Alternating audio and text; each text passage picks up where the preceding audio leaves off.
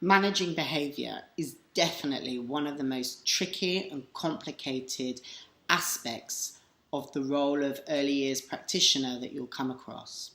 It takes a lot of time and experience to become a skilled practitioner at managing behaviour. However, the principles are simple but much harder to implement. The principles are as follows. Number one, having a clear set of expectations, for example, ground rules, and keeping these clear set of expectations simple and easy. The second principle is focusing on a positive learning environment, a learning environment that emphasizes the wanted, the desired behavior, telling children what you want them to do rather than what you don't want them to do. The third key message is about a consistent framework, responding consistently to children across the entire team, as well as making sure your own responses to children are consistent. And the fourth key message is about yourselves, is about reflecting and thinking about what you do and how you do it. And each time thinking, how could I have dealt with that situation more effectively? As I said, 4 simple principles, but much harder to implement. This short presentation will take you through some of the aspects that will enable you to hopefully implement those 4 principles across the work that you do with early years. Behaviour management in early years. Let's start off by thinking about sharing. Take 1 or 2 seconds to think about some things that you don't share. And I've done this exercise with live groups. Here are some of the things that they said. My boyfriend, my toothbrush, I don't share my homework, my office chair, my stapler because it never comes back, my lunch, my room, my clothes. I don't share my cleaner's phone number. I don't share my thoughts. There's many things that we don't share as adults. However, we use this term, share, all the time with children as if it's something easy and simple. It isn't. Look at all the things that we don't share. And we're grown-ups. Just stop and think. Next time you ask a child to share, how difficult or complicated what you're actually asking is. In managing behaviour, there's 4 key principles that will guide your practice. The first is maintaining clear expectations or having some simple ground rules. The second is creating a positive learning environment. The third is having a consistent framework. And the fourth is your own ability to reflect and review what you do as a practitioner and consider how you can get better. So, what ground rules do you have in the nursery? Perhaps eating only at the table. Outside toys, stay outside. Treating our friends gently. Sit down through the whole of circle time. These ground rules are simple, easy to understand, and relevant to what happens in the classroom. Now what I'd like you to do is have a look at this set of ground rules and ask yourself, why have I chosen to show you these? No pushing, no biting, no bikes inside, no bullying, and always have fun.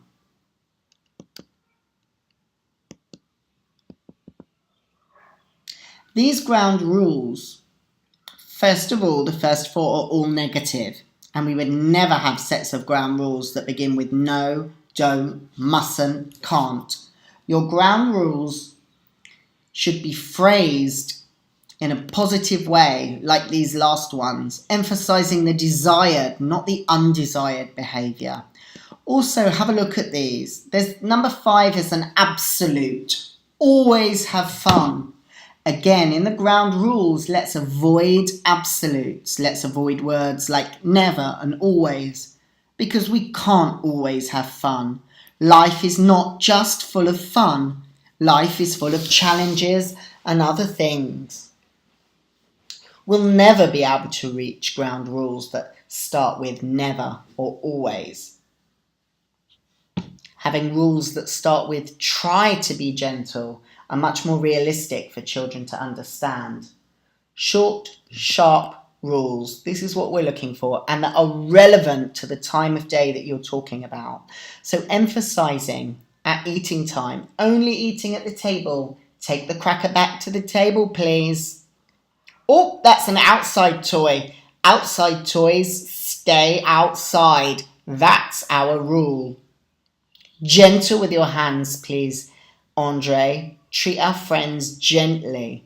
These are rules that you can reinforce several times during the day, focusing on children's desired rather than undesired behaviour. Use ground rules as the basis for promoting positive behaviour and discouraging unwanted behaviour. Use only positive language in the rules. A few rules that are clearly reinforced. Talk about them regularly so that they become catchy. We always put away anything we get out. And consider displaying them in your room. Even if the children can't yet read, it acts as a helpful reminder to the adults who are around. Some ground rules that you might have seen in your room.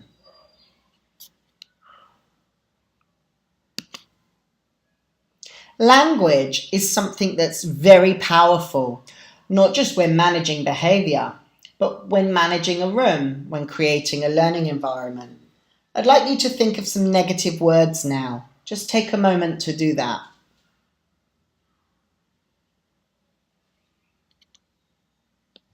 Here are some that I thought of.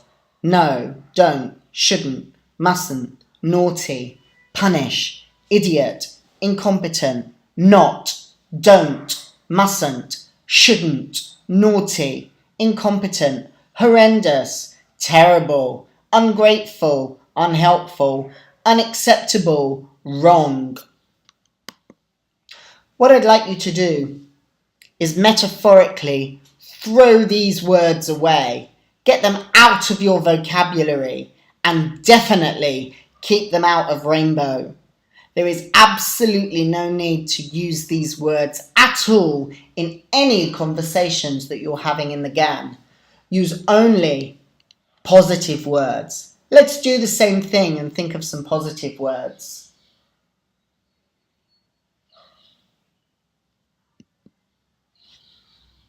Yes, can, wow, brilliant, well done, super, can you, effortless, great, better, best, wonderful, I like. These are the words that should be at the forefront of your mind. Use them all the time.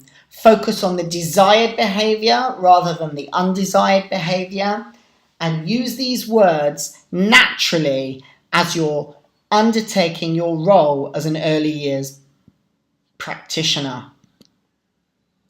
Let's think about positive behaviour for a moment. I'll start. Cooperating with each other is a positive behaviour. Can you think of any others? Here are the others that I thought of.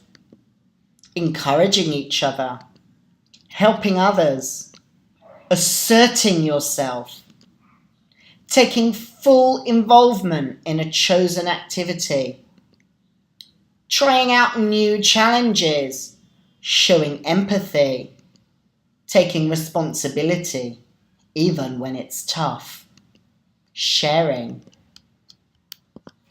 These are the positive behaviours that we want to encourage, promote and support at Rainbow. Think all the time about how you can do that and how you can encourage it. Here are some ideas. Have clear rules in place that promote these kinds of behaviours. Listen and observe children, both what they communicate verbally and non-verbally, for example, through their behaviour. Praise and respond appropriately to all forms of children's positive behaviour. Well done, Gabriel. I can see you're waiting your turn for the scissors. Good boy, Geva. I can see that you're helping Itamar put on his jacket. Lovely work, girl. I can see that you're really taking part in the sticking activity. Promote and reinforce behaviour by example.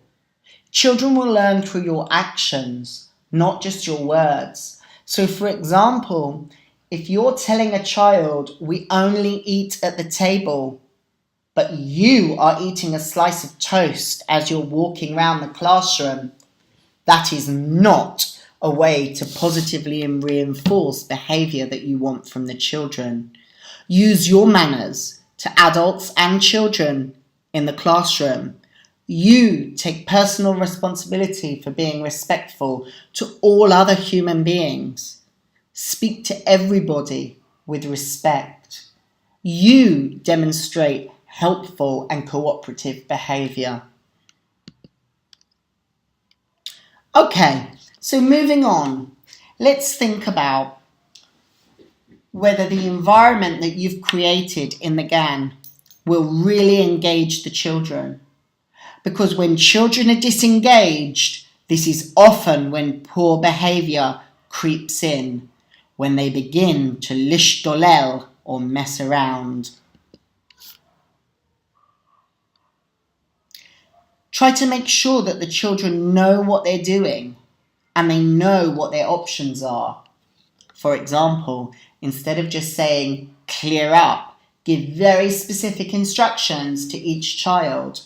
Instead of saying, go choose something to do in the class, help them to make choices about what they can do with their time. Make sure your instructions are simple and age appropriate. Stop that. Do something sensible. Choose something to do. Play nicely out here for 10 minutes. Just wait. Everyone, tidy up. None of these comments are useful or helpful to children. They are simply not specific enough, and they don't enable children to fully understand what their options are. Tidy up is such a big notion. It's difficult for children to really understand what you mean. If, on the other hand, you say, Leon, pick up the red bricks from the brown rug and put them in the blue tub. Jessica, Maya, it's outside time now. You can choose to play in the sand pit, or you can choose to play on the bimbers. We're going to be outside for 10 minutes. Instead of just wait, you might say, I'm not quite ready. Carry on playing with the Lego and the fruit table will be ready in a minute. Or you might try, come and help me prepare the fruit table while we wait for the fruits to arrive. Stop that. Do something sensible. Might become, keep the scissors on the table. Let's cut the magazines out. Praise is a really important aspect of supporting a positive environment. Praise should be given quickly and consistently to children throughout the day. It's really important that you make sure children understand why you're praising them Let's take a look at these two examples. Good job. Wow, great. Quite frankly, these praise phrases are shit. They're not specific and it doesn't tell the child why you're praising them. Let's look at some better examples. I can see you've got really messy. Well done for taking part so well. Thank you for letting Eddie go first with the scissors. Great sharing. It was lovely that you helped Jilly settle when she came in this morning. Do you see the difference? Good job. Wow, great. Very generic. Whereas the others are very specific and the children understand what it is that you're praising and why. Obviously, make sure your praise is age specific and appropriate to their stage of development. Much like sharing, self-control is something we also struggle with sometimes as adults. The ability to stop, think and make the right choice rather than just acting on impulse. We all do that sometimes as adults, but for children, acting on impulse is, well, a natural impulse. And behaviour management is all about helping children to control their natural impulses to just behave in the way that they want to. Stop, think about what they're going to do and make the right choice. And it's about self-control, doing things because they're controlling themselves rather than the adults controlling the children. So what we need to think about in behaviour management is how can we support children to have better self-control. Self-control. Managing children's behaviour is all about supporting children to develop self-control. Look at this little icon of the dog holding his own lead. Metaphorically, that's what we're looking for children, that children lead themselves to better behaviour, that children can make the right choices for themselves. Here's a key concept. Children should not be allowed to hurt others or hurt themselves physically or verbally, and they should not be allowed to destroy property. They must learn to control themselves instead of other people controlling them. So basically, hurting themselves, hurting others, destroying property is not okay. But our aim is for children to be able to control themselves in order to achieve these things, rather than other people controlling them. Do you always have self-control? Probably not. Seeing these 6 little donuts in a window might just tempt you. In the same way as seeing some lovely dangling hair might tempt a child just to give it a little pull. Self-control doesn't just happen. It needs to be taught, practiced and retaught. So please be patient with children while they learn and develop self-control. Be consistent with them, remind them and teach them how to develop their self-control skills. Here's a little chart that can help. Stop, think, consider what could happen. Is this what you want? Self-control is about being in charge of your emotions, your thoughts, your words, and your actions. Even as adults, we find these things difficult sometimes. Imagine for a second how difficult this is for children, yet this is what we're asking them to do. So ask them patiently, kindly, and compassionately. Self-control is about stopping, thinking, and making a choice.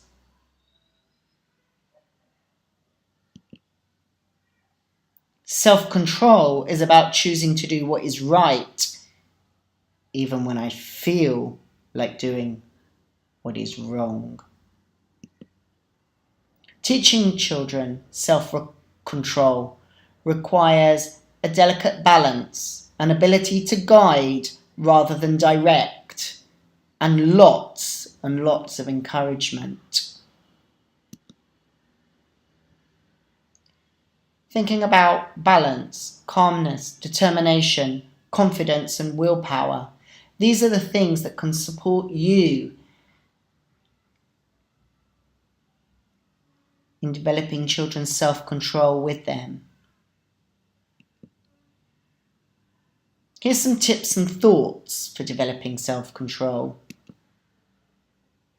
Children learn emotional regulation from our modelling. Children take their cues about anxiety from adults and the peers around them. Every time we set a limit that the child accepts, they're practicing self-control. Here's an example. 3 more and then it's Romy's turn.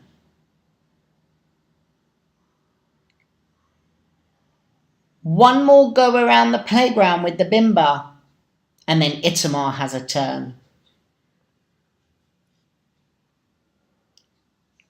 You need to pick up 3 more pieces and then you can go and make a choice of what you want to play with. Punishment doesn't encourage self-discipline because the child isn't choosing to stop. They're being forced to stop. Talk clearly, simply, and often with children about the behaviours that matter. Keep rules and expectations simple and remind children often when it's time to follow them. Here are some examples.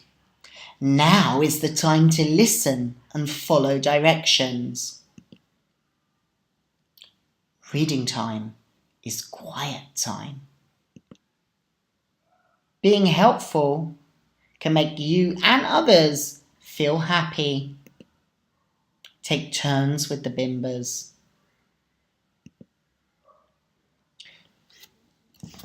Realistic expectations.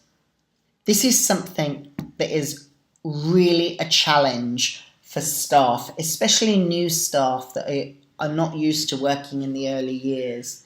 Matching children's developmental abilities with what you want them to do can be tough and tricky. So, acknowledge that children have limited attention spans. You can do this by alternating learning activities that require quiet and focused attention with the opportunities for independent play and learning that include movement or a space to run and jump around. This could also possibly be the difference between playing inside and outside. Children might only be able to hold their attention span for 10 minutes. Be aware of this and help children to stay engaged and focused. Have a call to attention. The ability to focus attention is a crucial executive function for success. Newborns are drawn to the stimulus that is most noticeable in their environment. This might be the brightest thing or the noisiest thing. In the course of normal development, infants begin focusing attention on specific stimuli emphasized by adults. For example, this could be the child's name. One of the things I often do as a call to attention is this. Clap my hands and say, everybody listening. Or if there's someone specific I want to listen, Itamar, listening to me now, please. Let's think about this. Here's a little case study. When Shira in the baby unit climbs too high, gets frustrated and wants to come down, how do you respond? If you can guide her down by talking soothingly so she can stay calm, you're teaching self-control. You're creating brain pathways to talk herself through difficult situations in the future. But if you let her anxiety rattle you so that you swoop in and grab her down, she not only learns that she's incompetent, but the anxiety can't be tolerated. So she has to rush in and take action rather than regulating herself to make a rational decision. That rushing tendency comes from anxiety and sabotages the building of neutral pathways she needs to stay calm. Your reaction has a huge impact on what you teach the children. Let's look at another case study. Let's move this time to the toddler unit. Toddlers don't have the ability to resist a treat left available to them, while 30% of 4-year-olds and virtually all adults do. What makes the difference? The prefrontal cortex. It's barely developed in a 2-year-old. It only reaches its maturity around the age of 25. So how do you strengthen the prefrontal cortex? Well, with practice. Some people have theorized that children who are smarter are the ones that are able to wait. But smartness is not static, and it's not just an innate ability. It depends on being able to control your anxiety and your impulses, which we know is strengthened every time the child chooses to do so. So it's not about controlling the children. It's about helping them make the right choices. Here's a lovely quote. We can't control the world, but we can control how we respond to it. This is about self-control. Once you realize that, willpower is just a matter of learning how to control your attention and thoughts. You really can begin to increase it. It's important that children are able to make choices. The process of learning self-control and self-discipline is closely linked to how a child feels about themselves and the relationship that they have with the world. And it is our role to help build and strengthen children's ability to determine for themselves what is right and what is wrong, and how to control their own behaviour. You can help this with questions like, Romy, was that the right choice? How could you make a better choice? The context of behaviour is so very important. Here's 3 key considerations when you're thinking about context. Is the child disengaged? Not interested in what's going on around them? Not engaged with the activities in the room? They're too complicated or too simple for them, or they're just not there, or they don't correspond with that child's interests. Is their behaviour disruptive? Are they disrupting others, messing up other children's play? Or is their behaviour unacceptable? Are they injuring themselves, someone else, or damaging property?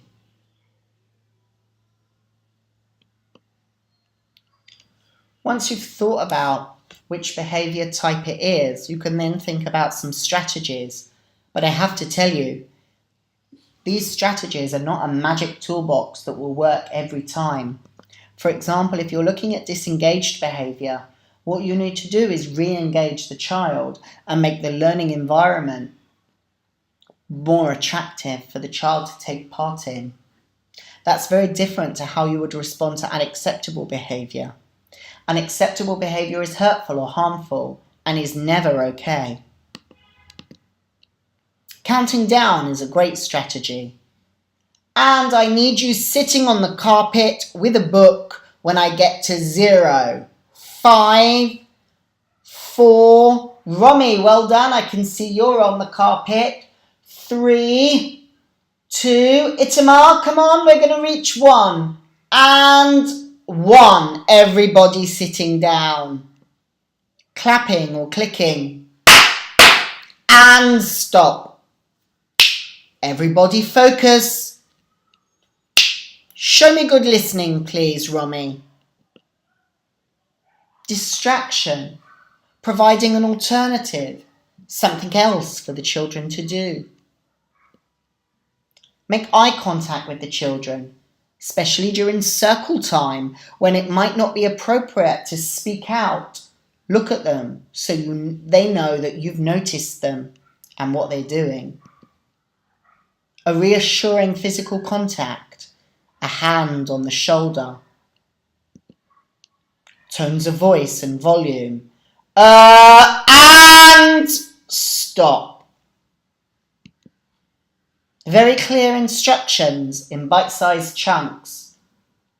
Put what you're holding down and look this way. Put what you're holding down and look this way. James, can you put that down and look this way? Show me you're doing the right thing. Andrea, put it down. Well done. Good girl. And everybody looking with their eyes. Key words such as focus, welcome back, or and listening can be really helpful in drawing children's attention to the behaviour that you will require. Be honest with the children. Talk about how you're feeling, if you're feeling frustrated, upset or disappointed. Move a child from one area or one space where they're having difficulty or a challenge. Move them to a space that's more comfortable for them, where they're able to regulate their emotion and make better choices. Respond positively to children. Promptly identify children's unwanted behaviour when it occurs. Identify any changes that are unusual for that child. Talk to the team leader about this. Maybe there's something wider going on. Use your knowledge of that child and their background to interpret their behaviour. Use strategies that are appropriate to that child when responding to their behaviour. Support the child if you can. And regularly review the strategies that you use. Create effective opportunities for children to express their negative feelings safely. It's okay for children to be angry, upset, frustrated, but it's not okay for them to bite. How can you provide effective opportunities for them to express their negative feelings in a way that's safe and comfortable within the room that you're in?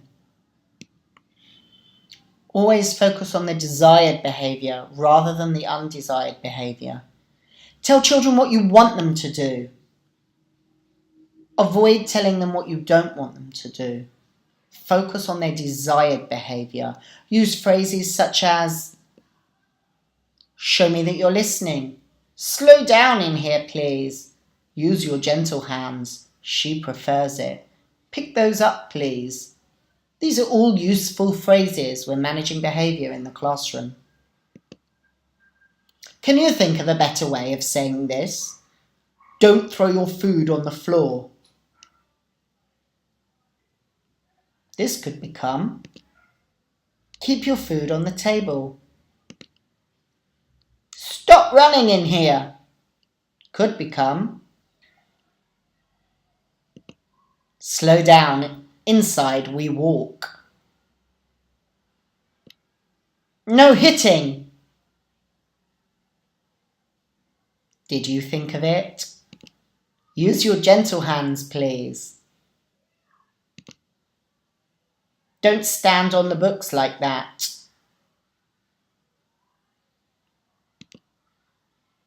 Keep your feet off the books. Please pick them up. Don't bring the bimbers inside. What could that become? Yes.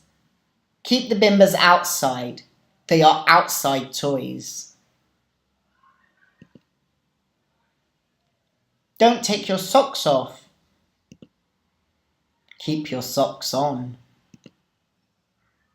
That's too loud for inside. Stop shouting. Could become, yes, shh. Use your inside voice. You didn't wash your hands. Wash your hands. Don't be mean to Nimrod. Could become, be kind to Nimrod. And sit nicely, tidy up everything, play nicely. These phrases are not specific enough, and children will not be able to follow these. You need to give clear, specific, and simple instructions. Sit with your hands in your lap and your eyes facing me. Nimrod, pick up the bricks and put them in the white tub, please. Keep the puzzle pieces on the tabletop while you're playing. Here are some steps to interventions.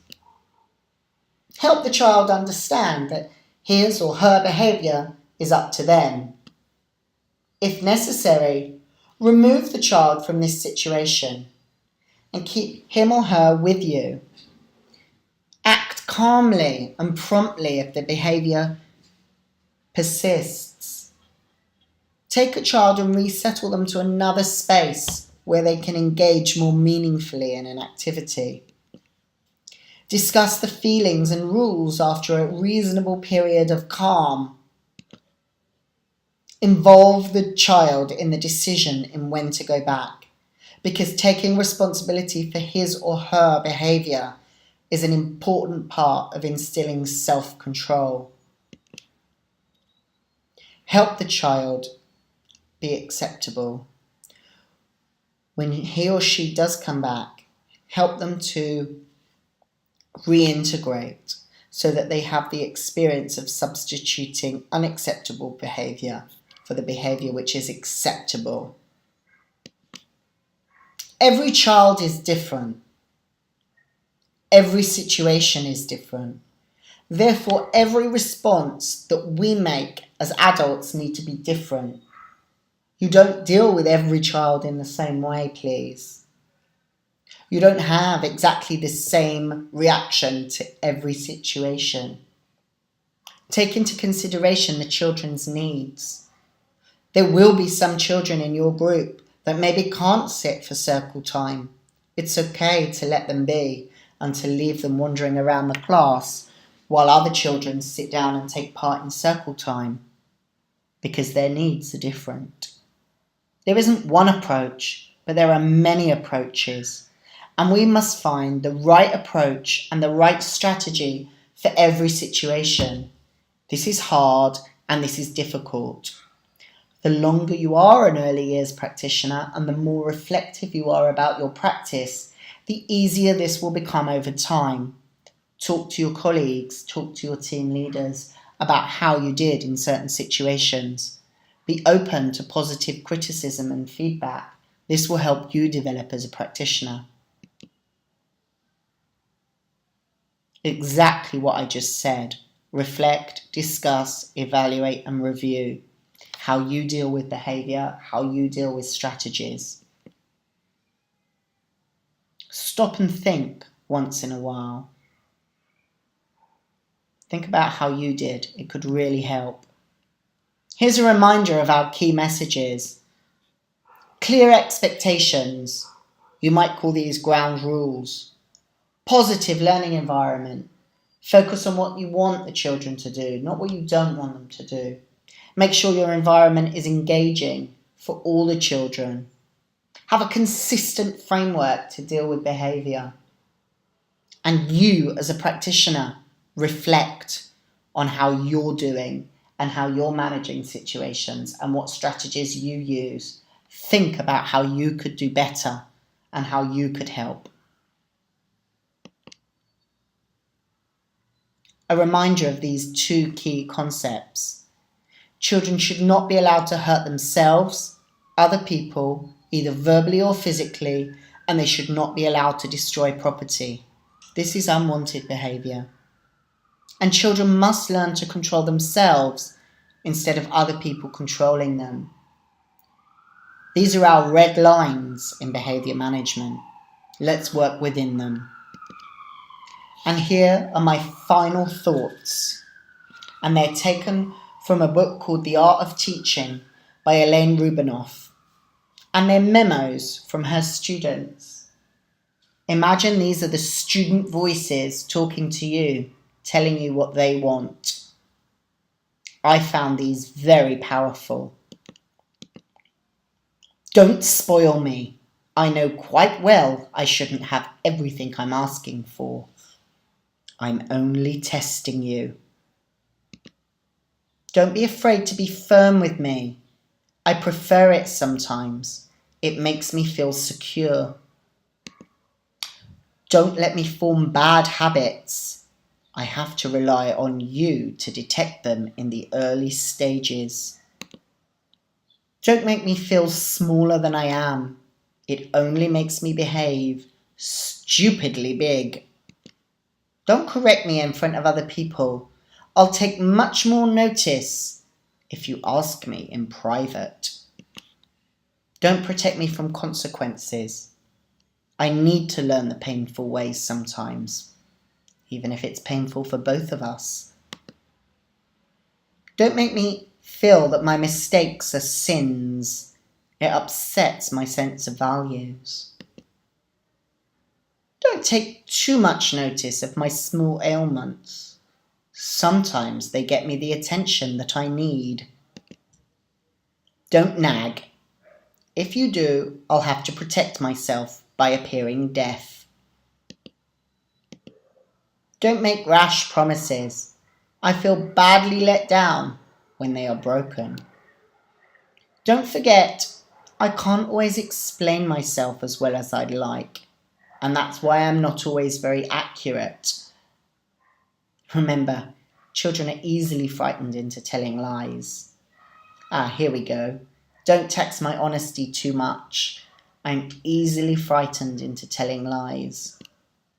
Don't be inconsistent with me. It completely confuses me and makes me lose faith in you. Don't tell me my fears are silly. They are terribly real. Don't tell me that you're perfect or infallible. It gives me too great a shock when I find out that you are neither. Don't ever think it's beneath your dignity to apologize to me. An honest apology makes me surprisingly warm to you. And please don't forget, I love experimenting. I can't go on without it, so please put up with it.